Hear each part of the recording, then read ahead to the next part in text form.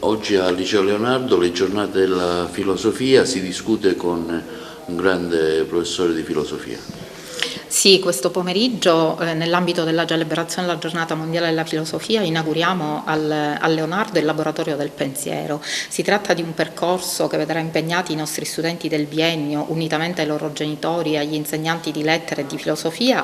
per circa 7 incontri fino al termine dell'anno scolastico, che saranno curati dal professore Lobue, ordinario di Poetica, Estetica e Retorica presso l'Università degli Studi di Palermo, un percorso fortemente voluto dalla scuola per favorire l'approccio degli studenti del biennio allo studio della filosofia che incontreranno al terzo anno come materia curriculare, ma filosofia che in questo percorso verrà affrontata proprio come disciplina nobile che agevola lo sviluppo di un pensiero critico che è utile sia nello studio che nella vita, perché la filosofia è l'esercizio più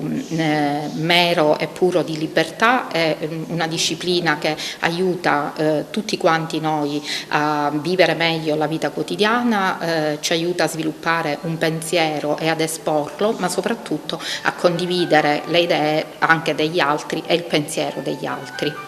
Oggi nel pomeriggio l'incontro con i genitori. Sì, abbiamo fortemente voluto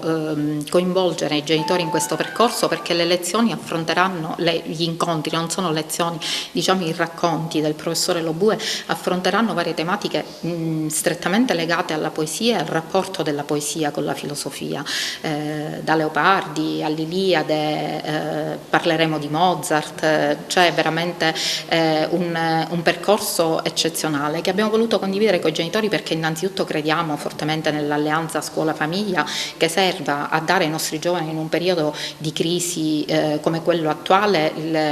lo strumento per poter vivere meglio e per poter affrontare meglio le difficoltà che purtroppo il periodo ci impone e impone loro. Il prossimo appuntamento quando sarà e con chi sarà? Il prossimo appuntamento sarà il 12 gennaio, sempre con il professore Lobue. Tutti gli incontri saranno curati dal professore Lobue e vedranno alternarsi gli alunni, gli studenti del biennio, quindi ci saranno,